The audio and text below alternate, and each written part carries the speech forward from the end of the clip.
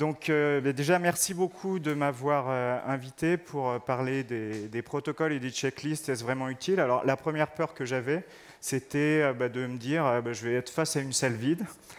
Euh, donc, ça s'est vidé, mais il reste encore du monde. Donc, bravo à vous, parce que j'aurais été interne, j'aurais eu du mal à rester à une telle session, surtout en fin de journée après une semaine. Mais l'idée est super intéressante. Et d'ailleurs, c'est presque une passion, les checklists et les protocoles. Et c'est d'autant plus intéressant que ça participe à notre activité quotidienne. Alors, ce que je ne vous avais pas dit, c'est que j'ai aussi une petite liste, parce que comme je n'ai pas l'habitude de faire ce genre de topo, j'ai bien identifié la menace qui était d'oublier des thèmes importants, et plutôt que de... Je préfère passer pour un idiot et avoir une petite liste sur moi que de me dire, j'ai oublié un thème important qui pourrait être utile dans votre pratique. Donc, c'est quoi une checklist, c'est quoi un protocole? C'est avant tout une aide cognitive. Une aide cognitive qui permet à quoi? En fait, de pallier aux risques que font peser sur nous notre faillibilité et l'impact des facteurs humains, le stress, la fatigue, l'émotion, la soif. Donc, il y a différents... Au début du siècle, en fait, on pourrait presque parler de l'ancêtre du protocole.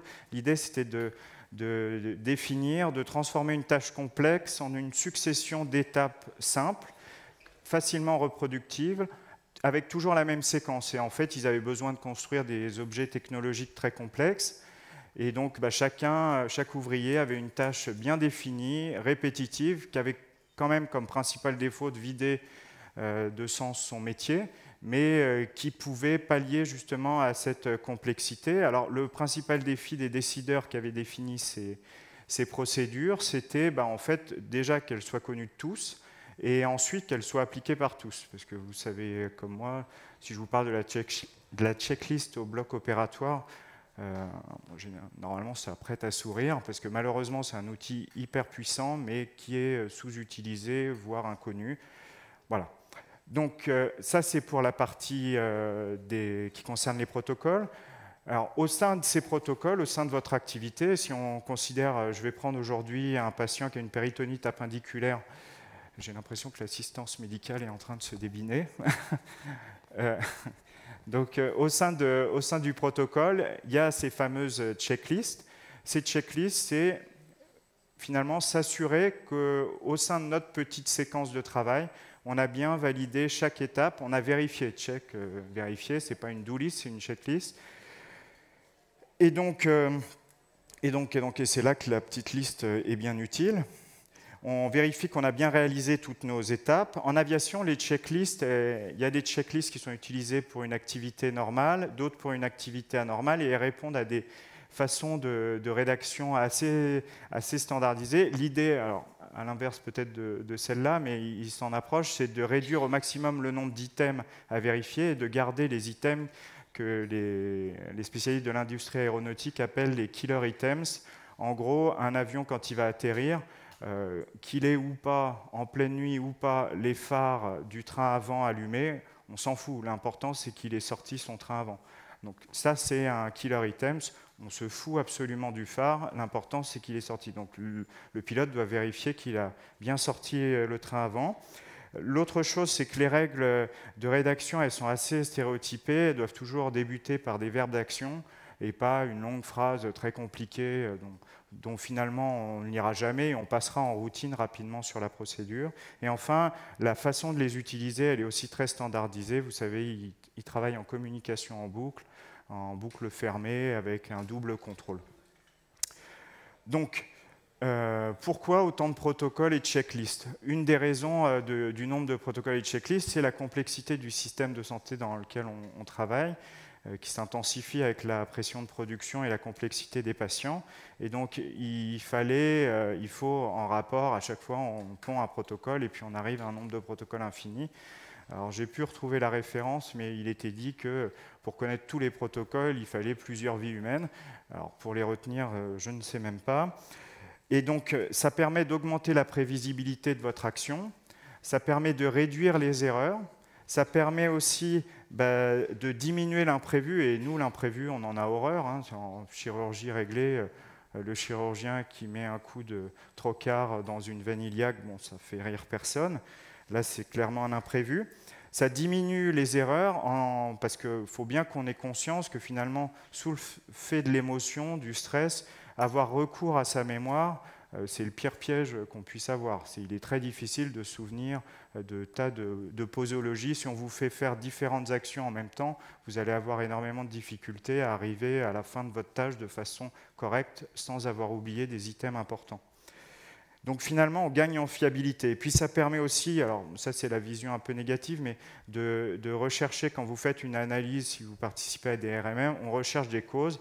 Alors, ça ne veut pas dire que c'est une bonne chose, mais on regarde finalement quelle était la procédure, est-ce qu'il y a eu un écart à la procédure, et de façon absolument discutable, on met un lien de cause à effet entre l'écart à la procédure et l'accident.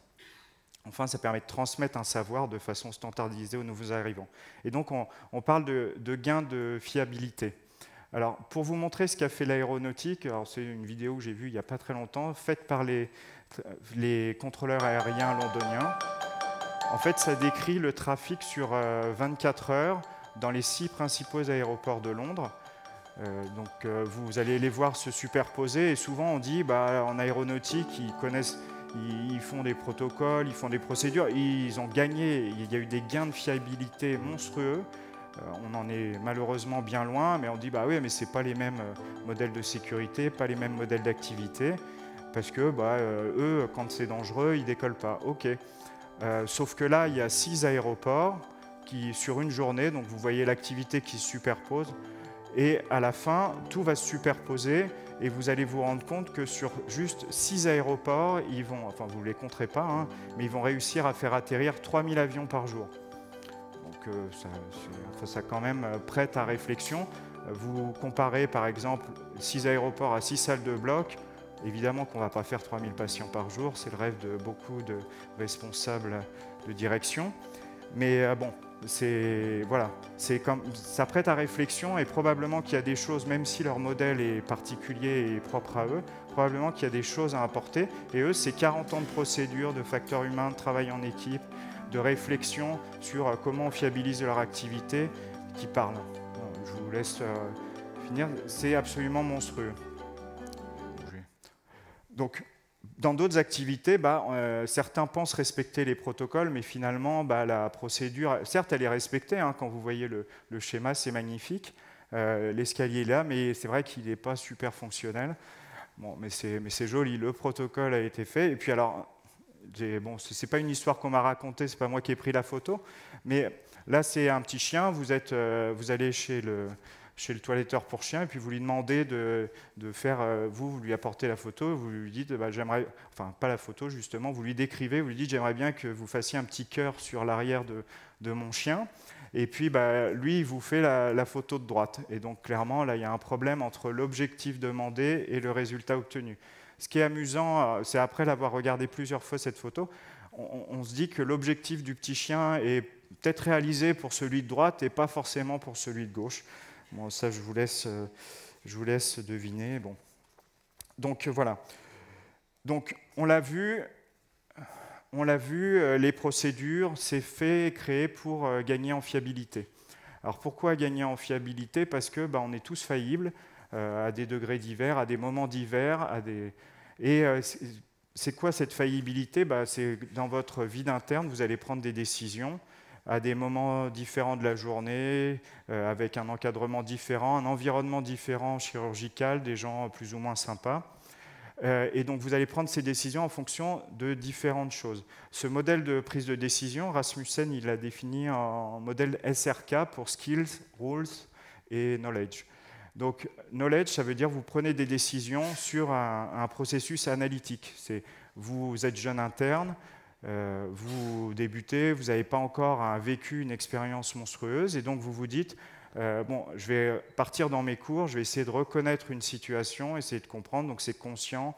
C'est souvent pour des tâches compliquées. Alors au début, beaucoup de choses sont compliquées, hein, et c'est utile donc s'il n'y a pas d'expérience. Par contre, l'inconvénient, c'est que c'est lent, c'est hyper difficile de se concentrer quand on est interrompu en permanence dans la réflexion, et donc le téléphone, les gens qui vous appellent, le chirurgien, la musique. Il y a les biais de confirmation. On a tendance à, une fois qu'on est parti sur un diagnostic, on a vraiment, et notre cerveau, il n'a pas envie d'aller chercher plus loin, il est feignant. Et donc il se dit, bon, bah, c'est ça, et je vais chercher tout ce qui va confirmer ce diagnostic.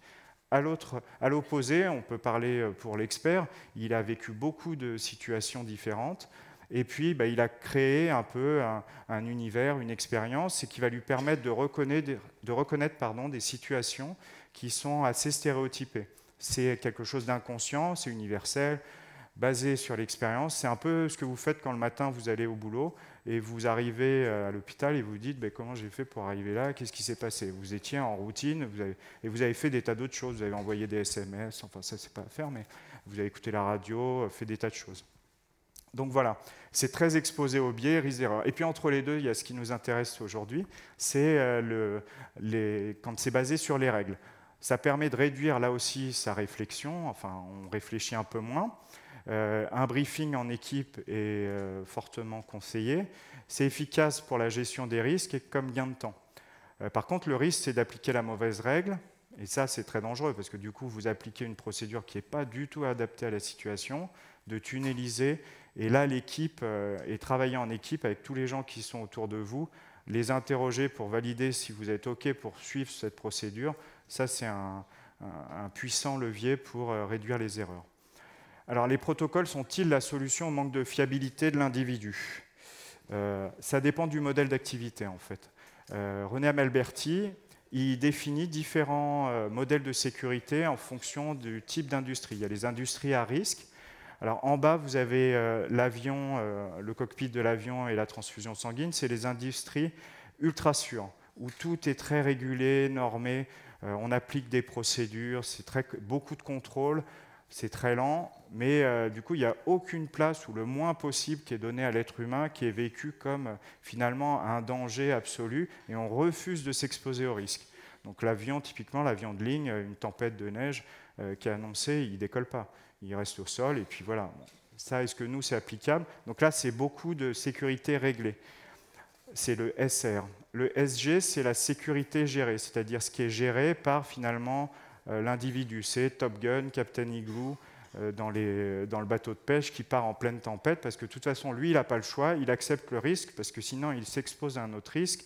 C'est soit pour un pilote de chasse de mourir s'il suit bêtement les règles en période de combat, soit pour un pêcheur en haute mer de perdre son boulot, de perdre son bateau parce qu'il n'a pas d'argent.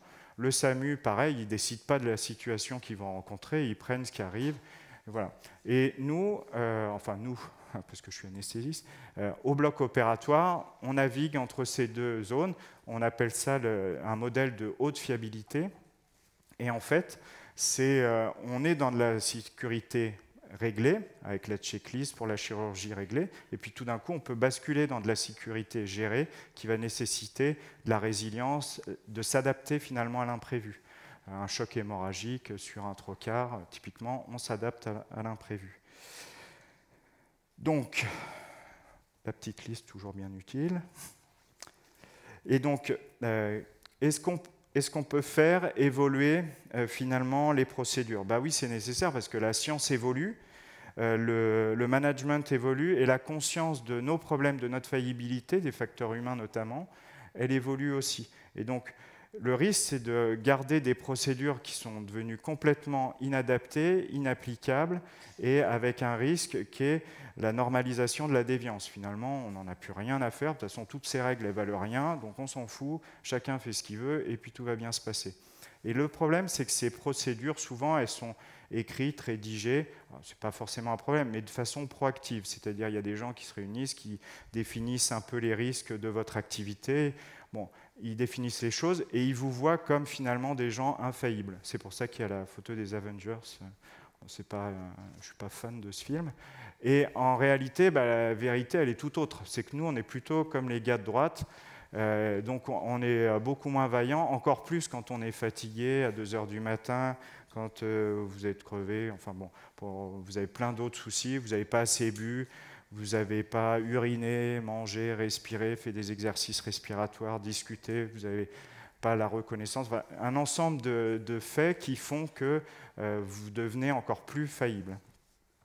Ça, c'est une des difficultés. Et une façon de faire évoluer ces procédures, c'est de justement intégrer ce facteur humain comme faille finalement dans notre modèle d'activité. Alors il y a des choses qui sont très simples. J'ai jamais vu encore ça dans la checklist sur la pose d'un cathéter central, mais on peut se faire la réflexion. La partie de gauche, ça c'est issu d'une école écossaise c'était donné dans les écoles pour que les enfants s'hydratent. Et donc en fonction de la couleur de l'urine, on sait si vous êtes bien hydraté ou pas. Or, le stress, on sait très bien que c'est un stress physiologique d'être déshydraté. De ne pas avoir mangé, c'est un stress physiologique et ça altère les fonctions cognitives, votre humeur. Et si je vous dis altération des fonctions cognitives et de l'humeur, on se doute bien que ça va impacter directement les soins, ce qu'on disait tout à l'heure, la façon d'aborder un patient en situation de stress, gérer son angoisse, son anxiété. Et donc, moi, ce que je vous propose, c'est que la prochaine fois que vous travaillez, vous regardez la couleur de vos urines et en fonction de ça, vous savez si vous êtes fragile, si vous devez vous hydrater et si, avant de prendre une décision importante, il ne faut pas boire un verre d'eau, discuter, faire des exercices respiratoires. Ça c'est dans un monde. Mais prenez le temps de le faire, de regarder dans quel état émotionnel, psychologique vous êtes, parce que peut-être que ça va vous éviter pas mal de boulettes. Et finalement, on se rend compte que les procédures, elles ont évolué, parce que là, vous avez tous entendu parler des aides cognitives, la SFAR en a fait plein. Cette aide cognitive, elle concerne l'arrêt cardiaque, elle a été faite par Harvard Ariadne Labs. Et en fait, alors c'est écrit tout petit, mais les premières étapes, c'est du facteur humain. C'est pas je masse à 100 par minute, 120, entre 100 et 120 à 5 cm, à tel rythme, machin. Ça, ils le mettent, mais ça vient après. La première, c'est du facteur humain. C'est demander qui est le leader et de donner un objectif commun à tout le monde. Tout à l'heure, l'intervenant précédent parlait de l'humain dans les soins. On commence à y arriver et les aides cognitives amènent cette réflexion. Parce que si vous n'avez pas de leader, le suivi des bonnes recommandations pour la prise en charge d'un arrêt cardiaque, il y a fort à parier qu'il y aura une déviance. Donc, peut-il et doit-il y avoir un protocole ou une procédure pour tout ? C'est difficile d'avoir une vision proactive finalement de l'ensemble de votre activité. Quand on regarde les risques, on n'a aucune idée. Et souvent, les combinaisons, c'est devenu tellement compliqué que les combinaisons sont tellement nombreuses que les causes sont multiples pour arriver à un incident. Et donc, une fois qu'on a accepté la faillibilité, je vais vous montrer un modèle où finalement, là, ça se passe plutôt bien. J'aurais pu prendre la place de l'Étoile, mais je n'ai pas trouvé. Enfin, Marseille, je connais un petit peu le trafic, mais bon, ça, je ne vais pas le dire trop fort. Donc voilà, on voit bien que là, il se passe un truc. À votre avis, c'est quoi comme modèle de sécurité? C'est réglé ou géré? Je sais pas. Ouais, c'est géré. Ouais. Et bon, et pourtant, bon, ça se passe bien. Bon, c'est un peu accéléré. Hein. Et si jamais là-dedans, moi j'arrive avec ma voiture, avec mes règles à moi, il y a fort à parier que ça se finira mal. Donc, c'est des questions. Tout ça pour dire qu'eux, ils n'ont pas de règles, mais ils ont peut-être une philosophie qui est de se dire, tiens, il ne faut pas qu'on se cartonne. Et donc, on sait que c'est très dangereux et on va tous faire attention. Voilà. Donc, peut-on enfreindre une règle ? Alors, enfreindre une règle suppose déjà qu'il en existe une et que vous le sachiez. Alors, ce qui est amusant, c'est que pour enfreindre des règles, il faut avoir une règle. Ça, c'est les pilotes qui l'ont fait aussi, et puis d'autres industries. C'est on n'enfreint pas une règle parce qu'ils font chier. On enfreint une règle parce qu'on la connaît et on juge qu'elle n'est pas adaptée à la situation. Donc, pour enfreindre une règle, déjà, il faut la connaître, donc on a dit, il faut la valider en équipe pour être sûr de ne pas tomber dans un biais de confirmation, une tunnelisation, de se dire, tiens, si vous enfreignez la règle, il faut que tout le monde soit OK. Ensuite, il faut définir des limites et définir une nouvelle règle. Et enfin, il faut le rapporter. Et là, moi, mon dada, c'est le retour d'expérience. Et donc, le retour d'expérience, ça sert à ça. communiquer entre les acteurs de première ligne avec les décideurs, ceux qui définissent les règles. Parce que s'ils ne savent pas que vous enfreignez les règles, pour eux, leur système, il est super bien pensé, il marche super bien, il n'y a pas de problème. Et en fait, c'est un travail d'équipe. Ce qu'ils vous proposent, ce n'est pas débile. Ce qu'ils vous proposent, c'est leur vision des choses. C'est le travail tel qu'il est imaginé. Ensuite, il y a différentes dimensions pour ce travail. Il y a le travail tel qu'il est imaginé, ce n'est pas de moi, c'est de Stephen Shorrock, c'est un psychologue anglais. Il y a le travail tel qu'il est imaginé, le travail tel qu'il est réglé, le travail tel qu'il est décrit par vous, quand vous le rapportez, j'ai fait un super bloc, et le travail tel qu'il est fait. En fait, c'était atroce, c'est une boucherie infâme, et le malade a hurlé pendant toute la réalisation. Donc il y a différentes dimensions du travail, et au milieu de tout ça, il y a la vérité. Alors, quand il n'y a pas de règles, qu'est-ce qu'on fait? Donc, imaginons, vous êtes face à une situation. Voilà. Donc, la première des questions, c'est de dire qu'est-ce que je fais, qu'est-ce que je ferais d'habitude, qu'est-ce que ma pratique me dit de faire? Pas de réponse. Donc, vous dites qu'est-ce que les procédures me disent de faire? Pas de réponse. Donc, qu'est-ce que les règles? Alors, ça s'appelle la règle des 4 P, c'est promu par la NASA. Donc c'est policies, j'ai traduit par règles et législation. Qu'est-ce que me dit donc la législation, les règles? Pas de réponse. Dernier P, le 4e, c'est quoi la philosophie? Dans les soins, la philosophie, c'est a priori de ne pas blesser le patient, de ne pas lui coller un dommage, de ne pas le tuer et de le soigner correctement. Donc ça, c'est ce qui domine. Pour la NASA, la philosophie, c'est la vie humaine prime sur tout. Donc voilà. C'est quand ils n'ont pas de règles, il faut sauver les pilotes, les astronautes. Donc, pour finir avec la NASA, justement, je vous propose un petit jeu. Alors, je devais venir avec un mug, je l'ai oublié parce que je n'avais pas fait de checklist. Donc, j'aurais dû. Donc, j'enverrai à celui qui va gagner. Et qui me donnera son adresse, évidemment, un mug ASN. Donc, si vous arrivez à répondre à cette question, qui a marché sur la Lune la première fois? Et il y aura une qui a marché sur la Lune la première fois? Allez-y, il n'y aura pas de décharge électrique, pas de punition. Vous savez pas, il m'en reste 2 des mugs, donc là, ma femme, elle en a marre.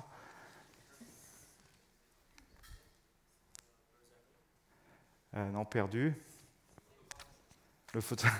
Non, je crois qu'ils étaient que 2. Donc. Ouais, qui a marché sur la Lune, vous savez pas? Non, allez, encore un. Il y a peut-être un piège.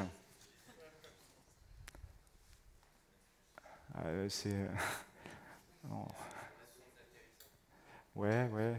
Bon, bon, si je vous dis, vous pourrez vous rattraper sur la meilleure question après. Bon, c'est la NASA. Parce qu'en fait, ce n'est pas Armstrong tout seul qui a marché sur la Lune. C'est tout seul, lui, resté tranquillement dans sa chaise longue, et encore s'il en trouvait une. Tout ça, c'est la réponse. C'est un travail d'équipe, c'est un collectif. C'est des gens, une organisation, on pourrait même dire les États-Unis, on pourrait même dire l'humanité. C'est une organisation qui a décidé de travailler ensemble et qui a construit un système qui a permis de travailler.